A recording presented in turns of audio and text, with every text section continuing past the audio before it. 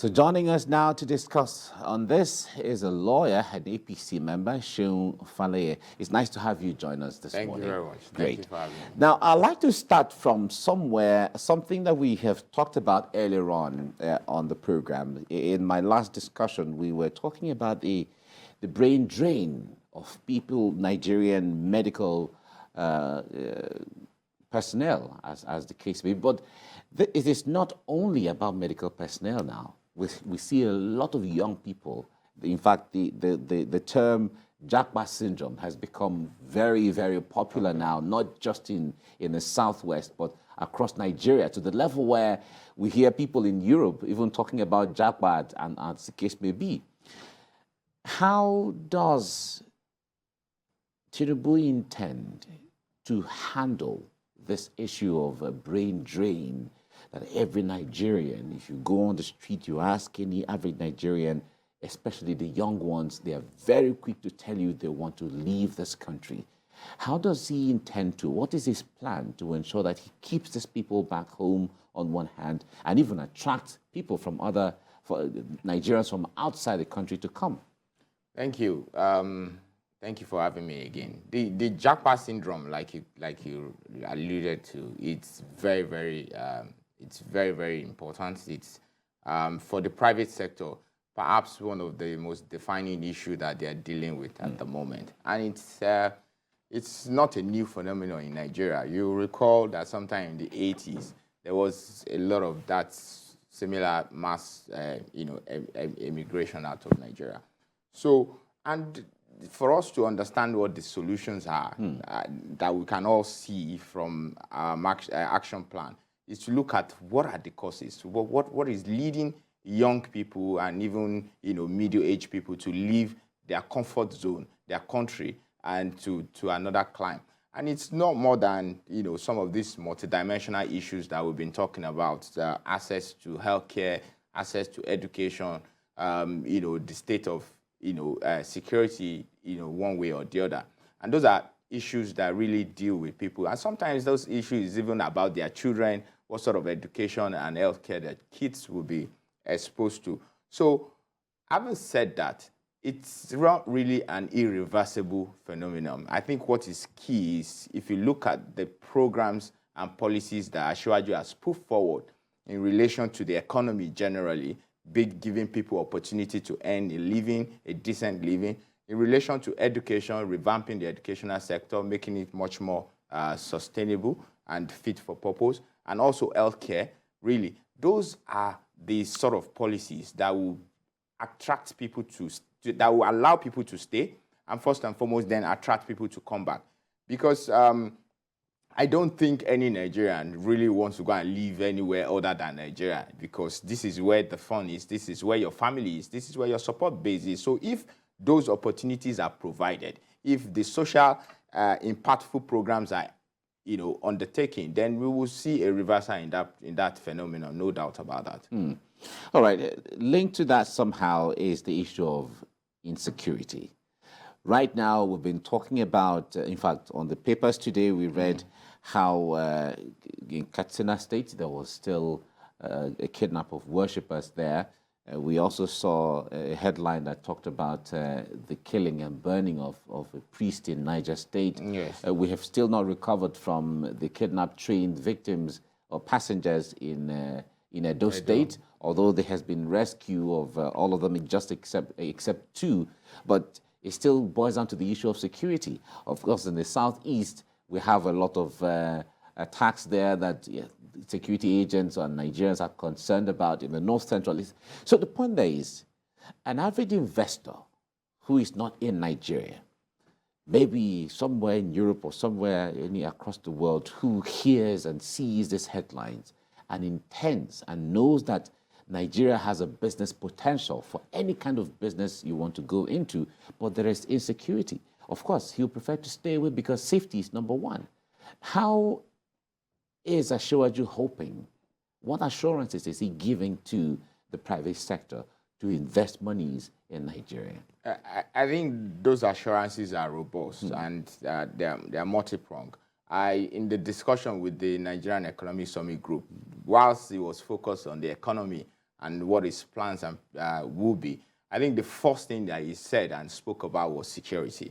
He alluded to the fact that without adequate security, the security of life and property, no investor will come. We know that we cannot have terrorists and kidnappers in our midst and expect foreign inflow of funds. Having said that, let's look at what those causes are, particularly when we look at the north, where the major insecurity challenges are. I think it's important to first of all look at the causes. When you look at those causes, then you now look at what are the solutions that have been preferred to those causes and see whether they would really be impactful.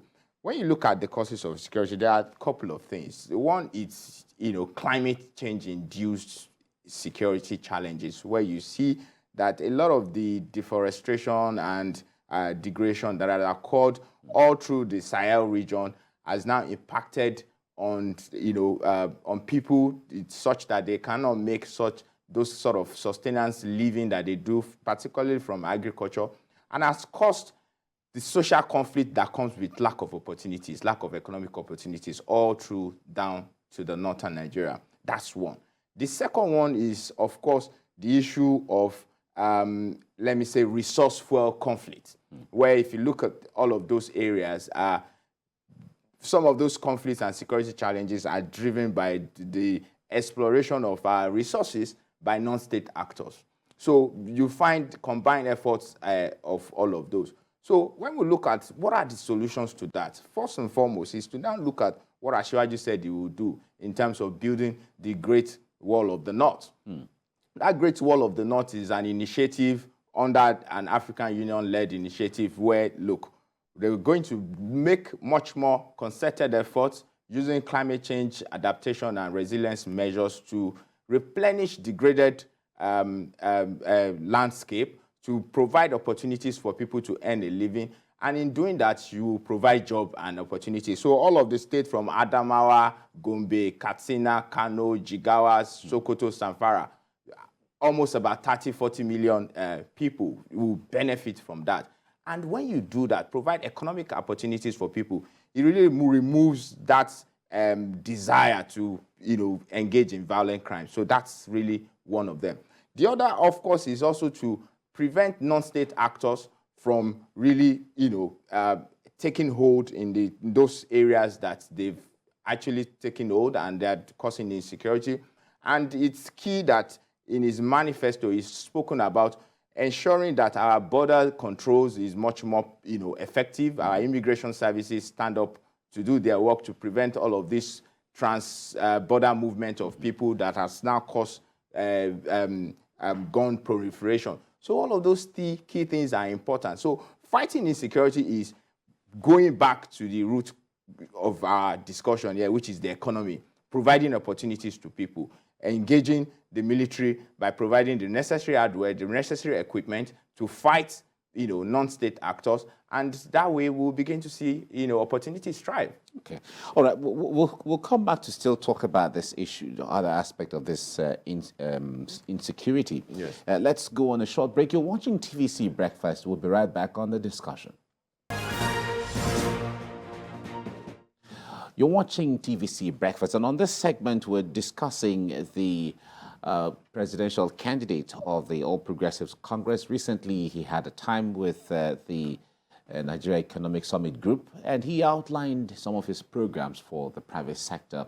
And from all of the provisions there and from his presentation, he sees the private sector as a key component of moving Nigeria forward, especially under his administration, if Nigerians vote him as the next president. All right, and we have in the studio a lawyer and someone who has been following all of this development over time, Seun Faleye, with me here in the studio. Now, let's talk. We're talking about security before we went on a break, but let's tilt it a little bit to the issue of our porous borders. Yeah. The Nigerians have talked about, in fact, analysts have talked about how porous our borders are, where insecurity, some of the bandits, some of the terrorists find a way of coming in and going out at will. We also see on the economic side, we also see the issue of smuggling. At the time, they talked about smuggling rice into the country and also smuggling petroleum products out of the country and so on. So let's talk about the issue of borders. Now, I wonder how it will be, how challenging it will be to ensure that our borders are patrolled in such a way that we know what comes in and what goes out at whatever time. Yeah, the porosity of our border has always been a concern from time immemorial, and I think that what is required is now to deploy cutting-edge technology to at least, bridge where the human capital or human resource cannot do, and it will be a combination of both. From what we've seen in Ashwaju Manifesto, of course, there will be renewed focus on border control by the work that immigration do and the work that custom also do, basically to ensure that what comes in and what goes out are well noted. Importantly is that technology will play a very important role. But, we see that effect on two things. Sometimes we need to be careful how trade restrictions also, play a part in this heightened smuggling state. And that's really what Ashwaju was saying at the Economic Summit, that look, when we look at some of the trade restrictions that have been put in place in the past, they've done nothing but to encourage smuggling. They've done nothing to increase production costs. And if we loosen those trade restrictions and get our border right, then we'll see a net flow of trade in and out. And that's one. Also, when you look at PMS subsidy, we've also seen that one of the key benefits or beneficiaries of our subsidy regime in Nigeria are the neighboring states. And that's why Ashwaji said we will remove that subsidy, not only because we want to divert the funding that we will save from that into social projects, social and impactful programs like healthcare, education, and infrastructure, but we will stop the third-party countries or wherever from getting or taking advantage of our subsidy scheme. So border control falls right in the middle of all of those to ensure that nothing goes out of our country that are not accounted for in a much more credible way. But how does Nigeria, the point is, ECOWAS has this free movement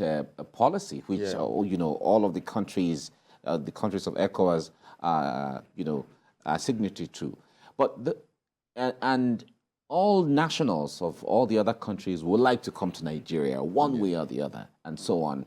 How is that beneficial to Nigeria at this point? Because it looks like Nigeria is where everybody wants to, especially on the West African sub-region. Indeed, and we must encourage that, but encourage it in a sustainable manner. Okay.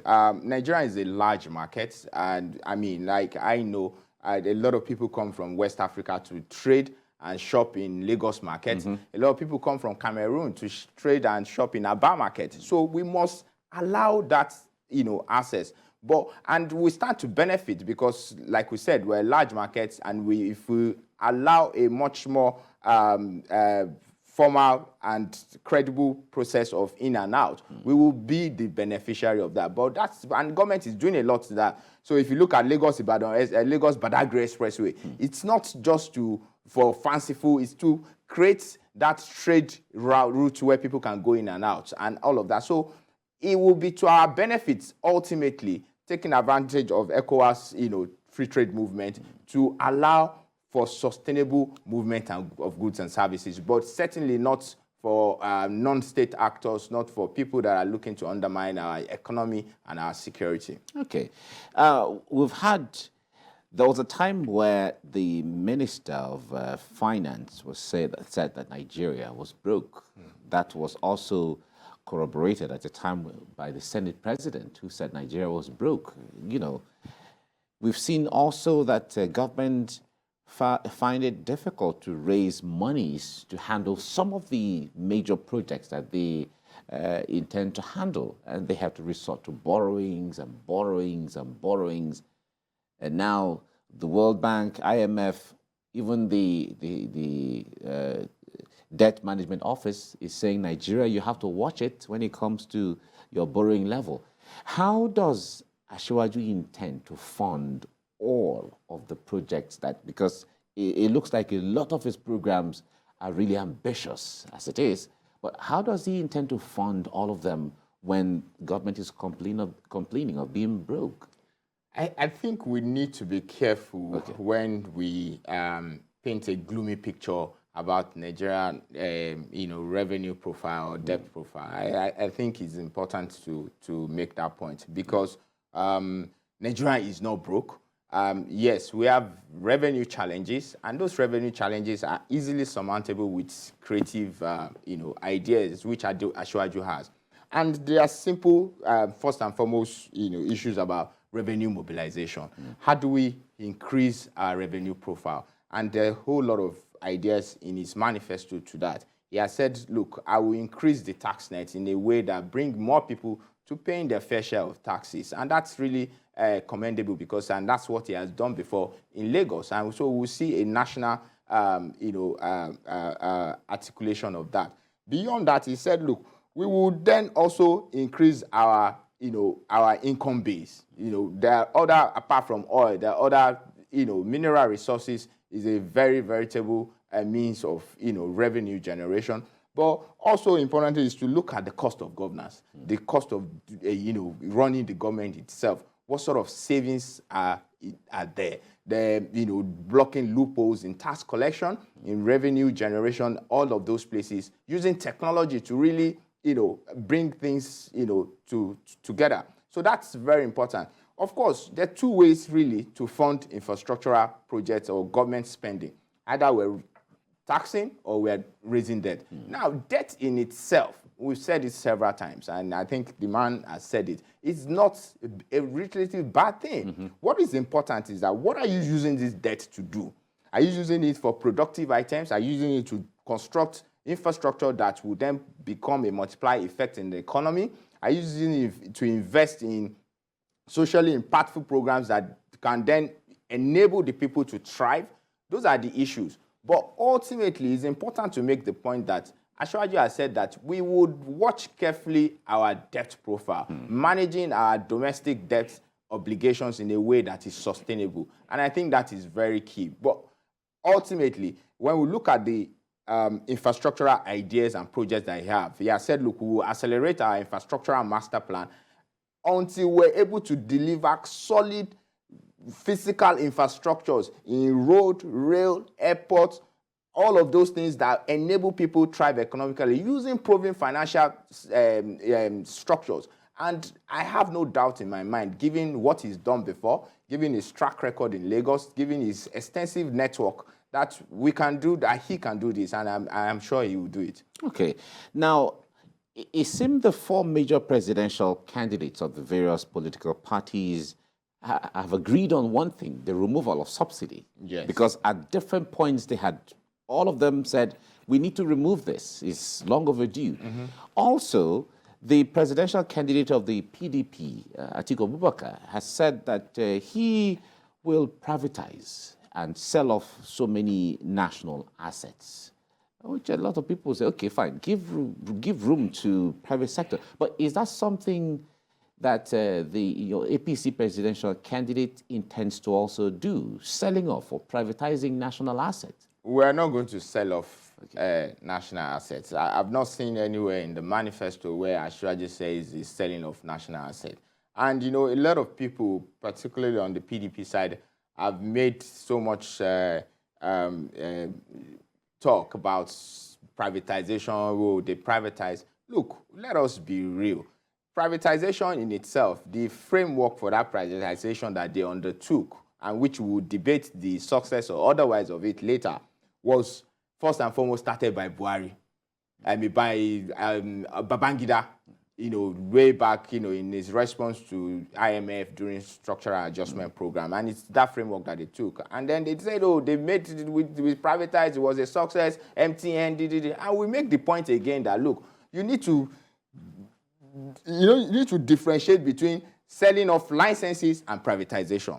Now, when we look at the privatization that they've undertaken, tell me which of those entities are functioning now. If you look at the root cause of some of the high employment that we have now, it is those privatize assets that are nowhere to be found, that we feel in itself were just stripping of assets. So let us be clear. What Asiwaju intends to do is to collaborate with the private sector to ensure efficiency in public infrastructural delivery. And that's what we will do.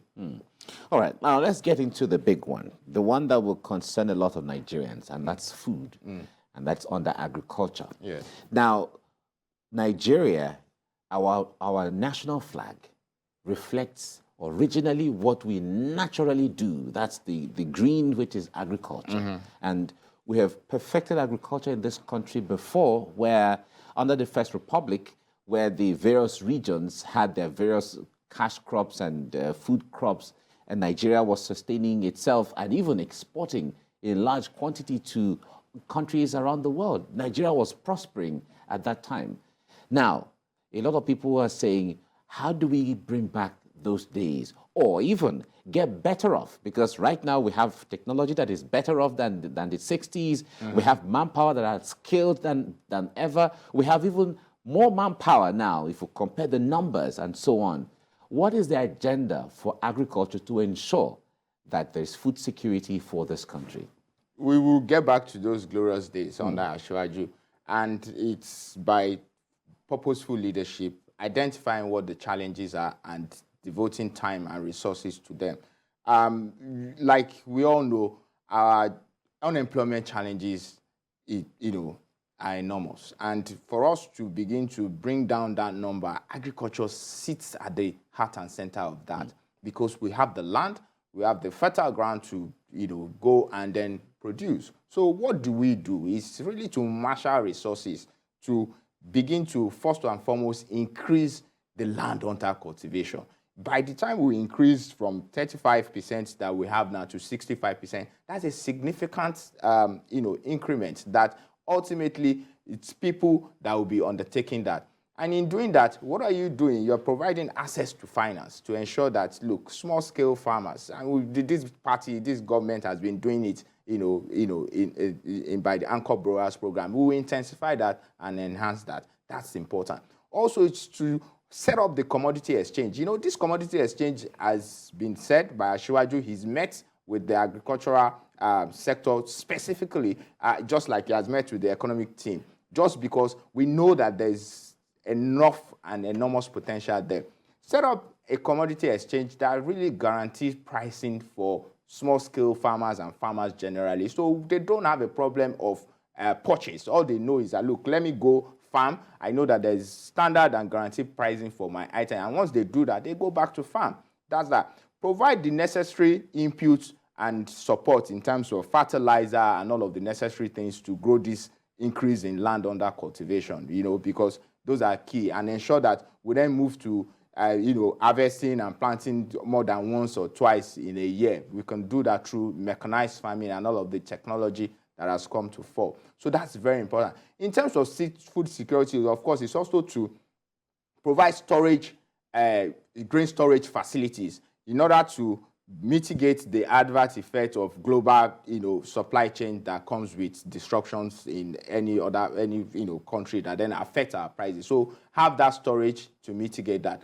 But most importantly is, if you look at the infrastructural master plan, it's not just an infrastructural master plan in isolation. It's an infrastructural master plan that, first of all, facilitates trade and moving of goods and services, and connects us to our agricultural hubs, where we can easily transport food from farm to market and export zones. All of those things done together will boost our agricultural productivity such that we can feed ourselves, first and foremost, and begin to export even to neighboring countries and the world. So it's a holistic plan that I believe that once it begins to focus its attention on them, we get enough mileage to reduce the most important element of that agricultural policy, is to bring down our unemployment, because we have the people, we have the land, then we need to just marshal them to do what is right for everybody, both the country and themselves, in terms of earning income. All right. He talked about manufacturing, ensuring that he brings back the industries, to generate employment for the people and so on. Recall that the United Nations and the other countries of Western countries are talking about the issue of cutting down on gas emissions and so on, and using renewable energy. Now, if you're talking about manufacturing, of course, you're going to talk about power, you're going to talk about some of the, the use of fossil fuel for so many of the equipment that are going to be used. How do we reconcile that, where we're trying to ensure that there are industries to generate employment and to also for production, yet they're saying we should cut down on gas emissions against climate change? I think from what I've heard him say in various fora and looking at the manifesto, I think what is important is that in formulating policies, either in adherence to international protocols as it relates to climate change, or was the focal point will be a Nigerian first policy formulation. We recognize that we're not a developed country. And in that sense, manufacturing and increasing our manufacturing base, increasing our competitiveness and productivity in order to take advantage of the African continental free trade area is very paramount. And in doing that, we need power and we need energy. And he has said it, we're not going to be held hostage by some of these international processes. While we've signed those agreements and we are there by them, it is important to then understand what our right energy mix are.